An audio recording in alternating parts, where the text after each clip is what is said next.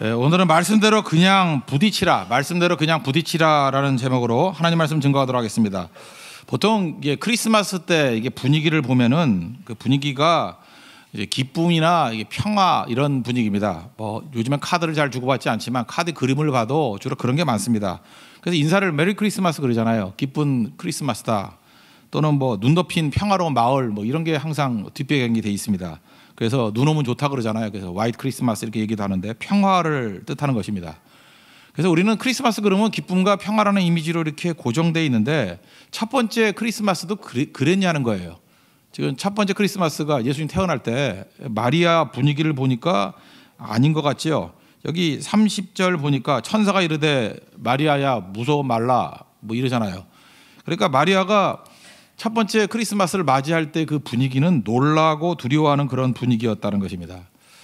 우리가 예수님을 믿을 때 예수님을 영접하잖아요. 영접할 때 뭐 똑같은 분위기가 있다고 생각합니다. 예수님 믿으면 다 잘 될 것 같이 보이죠. 오늘도 우리 초신자들 새벽기도 나와서 이렇게 쭉 보니까 또 안수기도도 하고 대화도 나누고 했습니다.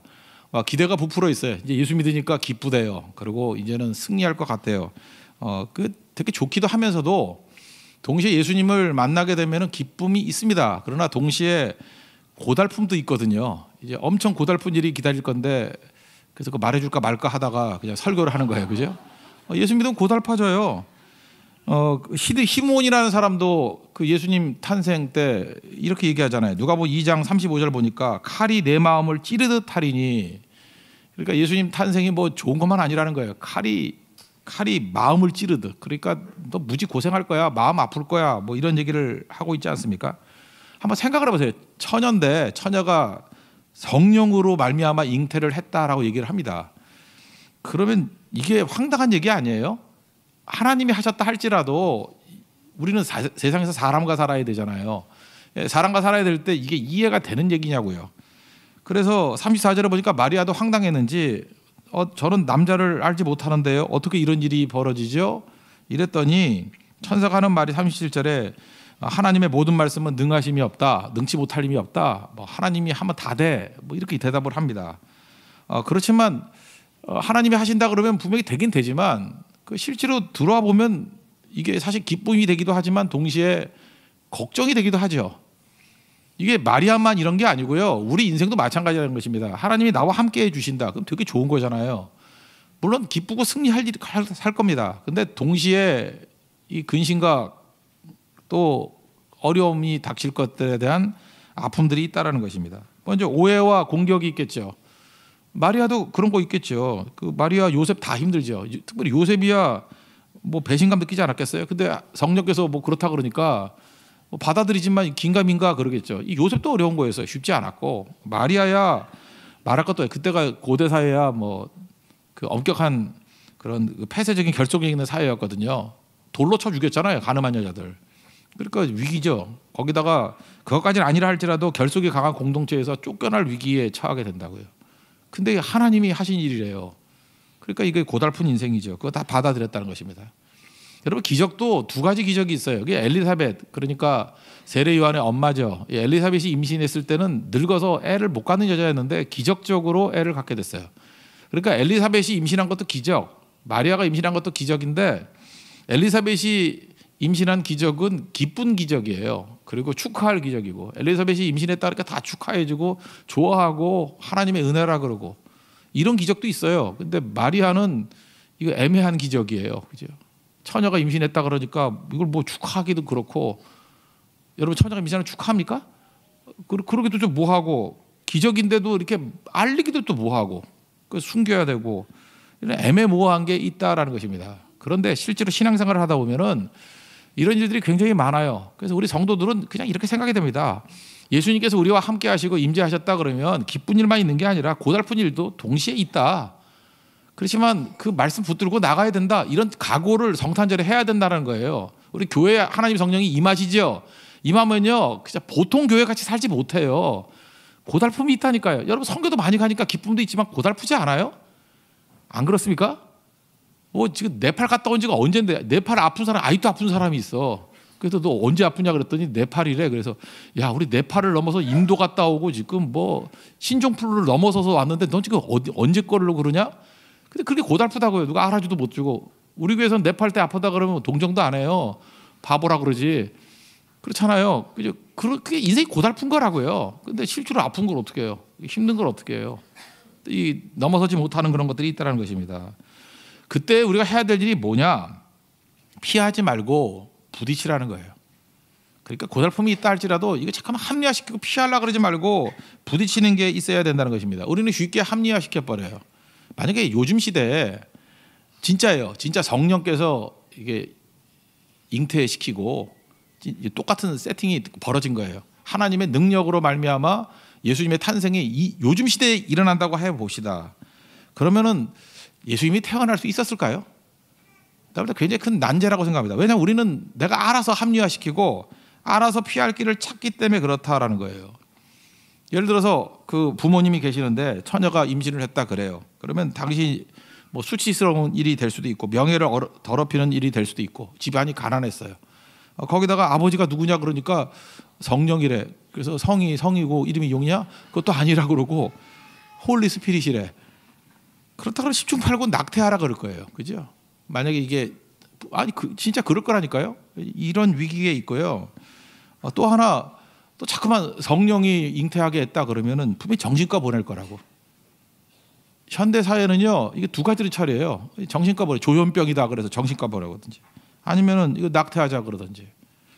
그러니까 인간적인 배려를 해주는 거죠. 인간적인 합리화, 인간적인 돌파구를 찾는 거죠.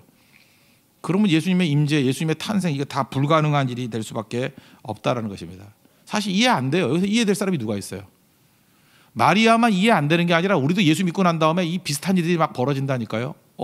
분명 하나님이 하셨다 그러는데 설명할 수도 없고 이해할 수도 없고 납득할 수도 없고 막 당황스러운 일이에요. 분명히 개인적으로는 뜨거움이에요. 분명히 확실하거든요. 이거 하나님이 알려주신 거고 이게 하나님의 이게 뜻이고. 근데 이게 나눌 데가 없는 거예요. 나눌 데가. 가족끼리도 못 나눠요. 누구한테 나눠 이거를. 그러니까 힘든 거죠. 그때 해야 될 일이 뭐냐. 잠깐만 인간적으로 합리화시키려고 그러지 말고 배려하려고 그러지 말고 그냥 모순 그대로 부딪혀버리는 거예요. 머리에서 모순을 해결하려고 그러면 안 되고 그냥 순종을 통해서 부딪히면 하나님께서 삶을 통해서 모순을 해소해 주는 일들이 있다는 것입니다. 이게 성탄 메시지예요. 그죠? 잠깐만 머릿속으로 모순을 해결하려고 그러면 문제가 돼요. 그러니까 마리아의 해답이 뭐예요? 38절. 주의 여종입니다. 나 종입니다. 말씀대로 내게 이루어지이다. 부딪히겠습니다. 그 얘기잖아요. 우리도 이 자세를 가져야 된다는 거예요. 부딪히겠습니다. 이런 거 예를 한번 들어본다 그러면요. 이해가 안 되더라도 부딪혀가지고 해결됐던 케이스. 몇 가지를 보면 첫 번째는 우리 다니엘의 세 친구 예를 들 수 있죠. 금신상을 만들어 놓고 누간네살이 절하래요. 그러면 여러분들 이게 현실적으로 쉬운 일이 아니죠. 절 안 하면 뜨거운 불 속에 들어가야 되잖아요. 그죠? 근데 하나님이 살려준다라는 보장도 없잖아요. 여러분들 어떻게 생각하세요? 이거 핍박인데. 그럼 여러분이 합리화시키죠. 야, 까짓거 뭐 내가 뭐 하나님을 부인하는 것도 아니고 그냥 고개만 까딱하면 되는 거지. 고개를 까딱하면서 하나님 믿습니다. 그러고 까딱하면 되는 거지. 우린 그러잖아요, 그죠? 이렇게 합리화시킨다 그러면 뭐 물론 그래도 글쎄 뭐 제가 너무 양보를 하는지 모르겠지만 그렇다고 뭐 하나님이 뭐 분노해가지고 너 저밖에 차박혀 이러지는 않았을 거라고. 그죠? 이렇게 숨어서 믿는 사람도 성경이 있잖아요. 그런데 다니엘의 세 친구들은 그러지 아니하고 그냥 부딪혀 버렸어요. 그죠? 합리화시킨 게 모순을 합리화시키지 않고 그냥 부딪혀 버렸다고. 그랬더니 느부갓네살이 열받아가지고 맹렬히 타는 불 7배나 더해. 더 뜨거워서 이렇게 데리고 가는 사람이 타 죽었다 그러지 않습니까?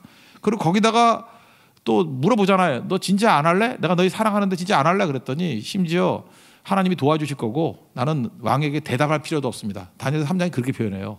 아주 그냥 불경하게. 그죠? 대답할 필요도 없대. 이미 결정했어요. 그러니까 열받으니까 뭐 집어넣죠. 하나님이 도와주실 거라고요. 그다음에 그 유명한 고백이 나오잖아요.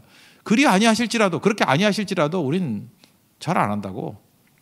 그랬더니 묶였습니다. 두 가지. 묶여서 불 속에 집어넣었어요.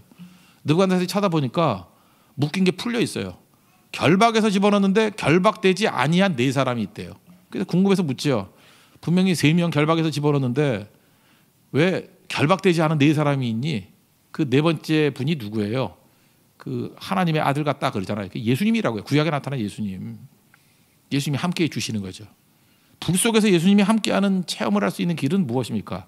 그냥 부딪히는 거예요. 합리화시켜가지고 피하고 하면 이런 역사는 나타나지 못한다는 것입니다. 우리가 진짜 이 성탄의 능력을 맞이하려고 그러면요, 예수님 말씀 그대로 그냥 아무거나 무대뽀로 부딪히라는 얘기는 아니에요. 예수님 말씀하신 내용들을 붙들고 그냥 가라 그러면 모순같이 보이고 이해가 안 되더라도 부딪히게 되면은 예수님이 그 자리에서 역사하신다는 거예요. 그리고 불 가운데서 구원받게 되고 세상 사람들이 도대체 이해 못할 정도의 놀라운 깨우침과 변화의 능력들이 나타나기 시작한다는 것입니다. 이게 기독교예요. 성탄의 능력을 우리도 체험해야 돼. 뭐 이거 앉아가지고 찬송만 부른다고 되는 게 아니고 마리아가 했던 것 같이 우리도 이 모순적인 상황을 가지고 그냥 부딪히는 거예요. 합리화시키지 아니하고. 그럼 여기저기서 막 폭발음들이 벌어져요. 이게 성탄입니다. 한 가지 예를 더 든다 그러면 바울도 그랬죠. 바울도 예루살렘에 가면 안 된다 뭐 이런 게, 아가보라는 사람이 있거든요. 아가보, 그 유아용품 대리점 사장 같은 이름인데 아가보라고. 우리 때는 아가방 이런 게 많았는데 그죠? 아가보라고. 아가보가 예언을 잘했어요. 그랬더니 이 사람은 또 이렇게 뭐 액션을 해가면서 예언을 하네요. 뭐 이렇게 바울의 띠를 가져다가, 허리띠, 이렇게 지금까지 가죽띠가 아니었겠죠. 뭐 띠를 가져다가 자기가 수족을 매요. 이렇게 팔다리를 묶으면서 이 주인이 분명히 예루살렘에 올라가면 이렇게 묶일 거라고. 그러니까 주변에 있는 사람들이 아가보가 워낙 또 예언의 능력이 있으니까 뭐 인정받았는가 봐요. 가지 말라 그러죠. 당연히 가지 말라. 잡히는데 왜 가느냐. 그때의 바울의 태도가 뭐냐 하면은 결박당할 뿐만 아니라 예루살렘에 죽을 것도, 죽는다 할지라도 내가 각오했다. 부딪히겠다는 거죠. 하나님이 가라 그랬는데 두 가지 메시지가 다 있는 거예요. 가라는 메시지도 있고 또 아가보를 통해 가지고 결박당한다는 메시지도 있고. 근데 바울이 어떻게 해요? 그걸 합리화시켰어요? 그럼 뭘 어쩌겠다는 거야 도대체? 가라는 메시지도 있고 가면 묶인다는 메시지도 있고, 그걸 어떻게 해석을 해요? 그러니까 해석을 안 하는 거예요. 우리 굳이 해석을 잠깐 하려고 하니까 문제가 있죠. 그 해석해서 뭐 할 거야? 하나님이 다 명령하신 건데. 그러니까 뭐라 그래요? 나는 그냥 간다고. 그래서 어떻게 될지 모르니까 니네들이 뭐 생각을 하지, 결박당할지도 죽을지도 모르지만 각오했어. 부딪힐 거야. 그랬더니 우린 다 알고 있잖아요. 우린 전위적 작가 시점에서 보니까 잡혔어요. 잡혔는데 잘 잡힌 거죠. 왜 잘 잡혔어요? 바울을 죽이기 전에는 밥도 안 먹겠다 그러는 사람들이 40명 있었대. 물도 안 마시고 밥도 안 먹겠다고. 근데 분명히 먹었어요. 밥 먹었어요. 먹고 다 했다고. 그러면 안 먹어서 죽었을 건데 죽었다는 얘기 없잖아. 어쨌든 간에 이렇게 이 뻥으로 겁주는 애들이 있었다고. 그러니까 적어도 바울이 나타났다 그러면은 죽이려고 그러는 사람들, 테러리스트들이 40명이 왔다 갔다 했다니까. 그 겁나죠. 근데 감옥에 집어넣으니까 손도 못 대잖아요. 로마 군병도 지키고 있으니까. 그래서 보호받은 거고. 그러니까 잡힌 게 보호라고요. 이거 나중에 보니까 해석이 되는 거죠. 가라. 결박된다. 근데 그대로 됐어요. 둘 다. 근데 알고 봤더니 그 당시에는 몰랐는데, 초창기에 몰랐는데 그게 바울이 보호받는 거였어요. 그리고 바울 돈도 없잖아요. 근데 국비로 로마로 가잖아요. 배 타고. 죄수로 갈 때는 돈 안 내요. 그거 아세요? 국가 장학금으로 가는 거라고 거기. 그래서 보호받고 장학금으로 갔어요. 돈 하나도 안 들이고.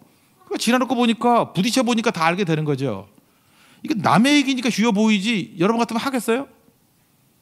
알아가지고 잠깐만 잠깐 상담하고 의논하고 해가지고 이 두 가지가 무슨 뜻인가 잠깐만 머릿속으로 믿으려고 그래. 머릿속으로 조화가 안 되면요 그냥 부딪히는 거예요. 다니엘의 제 친구들도 그랬고 바울도 그랬고. 그러니까 길이 활짝 열리는 거죠. 그래서 예수를 잘 믿는 사람은요 말씀 붙들고 그냥 무대뽀로 밀어붙이는 사람이 훨씬 더 잘 믿는 것 같아요. 그 생각보다요 이게 감수성이 예민한 분들이 있지 않습니까? 여자분들이 훨씬 더 많고 남자들 중에서도 감수성이 예민한 사람들이 있어요. 그래서 감이나 촉이 발달된 사람이 있어. 감 잡았어 뭐 이런 사람들. 촉이 발달된 사람들이 있어요. 그 감이나 촉이 발달된 사람들이 예수를 잘 믿을 것 같이 보이죠. 안 그래요. 너무 감과 촉이 발달돼 가지고 그걸 따라가. 감과 촉을 따라가. 근데 마귀가 감과 촉을 악용할 때가 더 많아요. 근데 우리가 볼 때는 진짜 눈치도 없고 이런 곰투이 같은 애들 있죠. 그죠? 어쩌면 이렇게 분위기 파악 못하나. 보면 마지막 죽을 때 가보면 그 사람 거기 있어요. 그 사람은 아무 감과 촉이 발달되어 있지 않기 때문에 그냥 말씀 붙들고 가는 거예요. 예수 잘 믿으면요 내 감과 촉을 죽일 때가 많아요. 맨날 업앤다운 돼가지고 업앤다운이 너무너무 심하면 그 마귀가 사용해가지고 우울증 걸리는 거예요. 그게 우울증이 뭐 딴 거예요? 자기 감과 촉을 너무 믿는 거지. 그렇지 않아요? 내 감정이 뭐 이렇게 대단한 하나님의 뭐 능력 좀 되는 거예요? 그게 무슨 감을 믿어요? 뭘 촉을 믿기는. 그러니까 자기가 왕인 거야. 자기가 왕. 내가 편해야 되고 심지어 내가 불안하면 남 먹는 것까지 뺏어오고. 그죠? 싫으면 자기나 먹지 말하면 될 건데 남까지 못 먹게 하고, 자기가 싫으면 자기가 안 가면 되는, 남이 가는 것까지 막고. 잘 보면 그래서 독재자가 돼버리는 거예요. 독재자가. 특별히 연세가 드시고 아버지나 어머니가 되고 이렇게 되면은 그 사랑이라는 미명하에 지나친 간섭을 하는 거예요. 그게 간섭이죠. 자기가 맞는 일이에요? 자기 자신의 인생도 망칠 뿐만 아니라 주변까지도 다 이렇게 망치게 되는 경우가 많이 있어요. 감과 촉은 십자가에 못 박아야 되고, 어떻게 보면 하나님 말씀대로가 더 맞을 때가 있어요. 바울이요, 나름대로 감과 촉이 있는 사람이었습니다. 근데 시간이 가면 갈수록 그는 자기 자신의 감도 안 믿고 촉도 안 믿고 말씀 따라가요. 그게 성숙이에요. 그러니까 예수 믿는다는 건 그거예요. 이제부터 우리의 의사결정의 최고의 힘은 말씀이다. 이게 돼야지. 너무 감정적인 분들이 있죠. 그 겉으로 볼 때 되게 잘 믿어 보여요. 왜냐면 뭐 손 들고 눈물 흘리고 뭐 뜨겁고 뭐 이렇게 글 써놓으면 뭐 주를 위해서 죽겠다. 제일 많이 그랬던 게 베드로거든요. 부인 제일 많이 했어. 부인하고 뭐 저주하고 하여튼 이 설치는 놈들이 다 이게 나중엔 다 무너져요. 근데 별 말도 없던 사람들 마지막까지 가잖아요. 하나님 앞에서 여러분들 그런 모습들이 있어야 된다는 것입니다. 옛날 그 공산치하에 있을 때 루마니아가 그 무너지게 된 스토리를 제가 관심 깊게 봤는데, 그때 라슬로 토케라는 목사님이 계셨어요. 그러니까 그 당시에 그 루마니아 독재 대통령이 차우세스크라는 사람이었는데, 이 사람이 제일 존경하는 사람이 김일성이었어요. 그래서 김일성하고도 되게 친했어. 둘이 스타일이 비슷해. 뭐 때려잡아 죽이고 뭐 수용소 보내고 뭐 이런 것들 하고 비슷한 사람이었어요. 차우세스크라고. 근데 정적이 누구냐 하면은 목사님인데 라슬로 토거 목사님이에요. 근데 토케 목사님인데, 이분은 그냥 말씀만 증거하고 그러는데 마지막 잡혀갔을 때가 언제냐면 성탄절 즈음이었어요. 그래서 그 마지막 설교 내용이 헤롯의 대학살. 그러니까 헤롯이 사실은 뭐 차우세스크라고 이렇게 연관이 되는 비슷한 설교를 했다고요. 압박과 공포와 폭력과 불의를 행하는 왕. 뭐 그게 다 받아들여서 사람이. 그리고 이제 감옥에 갔거든요. 그러니까 어려웠죠. 근데 많은 사람들이 기도하면서 그때 성도들이 그런 걸 느꼈대요. 헤롯이 이렇게 발아가다가 마지막에 죽듯이 차우세스크가 가장 강렬하게 핍박할 때 이제 끝이 온다라는 느낌을 다 받았대요. 마지막 기록들이 그래요. 예배 드릴 때마다 하나님께서 그 성도들의 마음 가운데 그걸 주는 거예요. 분명히 현실적으로는 감옥에 들어갔는데 차우세스크가 끝났다. 그 다음에 크리스마스 때는요, 차우세스크가 죽었어요. 체포돼서 죽었고요. 비참하게 죽었어요. 그리고 루마니아에 있는 모든 교회들의 그 종소리가 울리면서 예수 승리하셨다고 하는 그런 승리가 있더라는 거예요. 잘 보세요. 이때 토케 목사님이 피하고 숨었다 그러면 이런 성탄의 능력이 나타났겠어요? 자기는 몰랐어요. 우리 믿는 거는 알고 가는 게 아니야. 믿고 가는 거지. 그냥 부딪혀 버렸어요. 부딪혔더니 누가 일하시죠? 예수님께서 능력 가운데 일하셔서 길들이 활짝활짝 열리더라는 것입니다. 우리 인생도 마찬가지예요. 여러분, 성탄의 능력은 우리 성탄의 능력같이 살아야 된다는 거예요. 결과는 하나님이 만드시는 겁니다. 내가 만드는 게 아니에요. 결과는 내가 만드는 게 아니라고. 그래서 내 머릿속을 잠깐만 하면 안 된다고. 인생은요, 예측대로 안 돼요. 인생은요, 예상대로 안 돼요. 인생은요, 말씀대로 돼요. 믿습니까? 인생은 말씀대로 된다고. 그래서 감이나 촉이나 내 예상이나 예측 이거대로 가면요, 세상의 길과 똑같아진다고. 아무 능력도 없고 근심과 걱정, 두려움 거기서 벗어나지 못한다고요. 그런데 예측대로도 아니고 예상대로도 아니고 말씀대로 가니까 승리하게 되더라는 것입니다. 한 가지 더. 그러면 왜 예수님께서는 우리 성도들이 이렇게 마리아같이 부딪혀서 세상 속에 들어가기를 원하시나? 예수님이 이 땅에 오셔서 성육신하신 목적하고 똑같은 거예요. 여러분, 성도들이 그냥 앉아가지고 부딪히지 않고 그냥 우리끼리만 잘 믿겠다, 예배드리고 이런다고 세상 변화되는 건 아닌 것 같아요. 예배드리고 부딪혀야 되는 거예요. 그 능력 가지고. 오늘도 뭐 많이 가잖아요. 믿음찬 교회도 가고 뭐 구제사역도 가고 선교도 가고. 삶의 현장 속에서 또 가족들도 만나고 자꾸 부딪혀야 된다고. 우리 가족들 가운데 어떤 가족은 지금 거의 다 믿게 됐어요. 이유가 뭐냐면 처음에는 1명, 2명밖에 믿지 않았거든요. 근데 말씀 붙들고 초신자라서 그런지 막 부딪히더라고. 부딪히니까 주변 사람들이 다 변화가 돼버리는 거예요. 여기 오래 믿었던 분들 가운데도 전도가 잘 안 되는 분들의 특징이 뭐냐 하면은 그냥 듣는 거에 익숙해져 있어. 이 관성인가 봐요. 그것도 절대 안 부딪혀요. 그러니까 평화롭죠.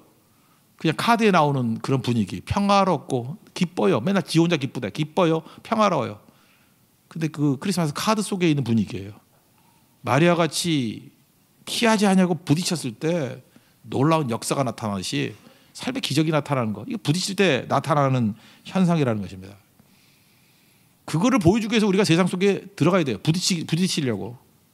수족관 예를 하나 들어본다 그러면 수족관이 있지 않습니까? 수족관에 가보면은 이 관리가 되게 힘들대요. 저는 뭐 그냥 바닷물 받아놓고 있는 거지 알았더니 그게 물이 고여있는 물이니까 그게 뭐 쉽겠어요. 그래서 질산, 염 농도를 측정해야 되고요.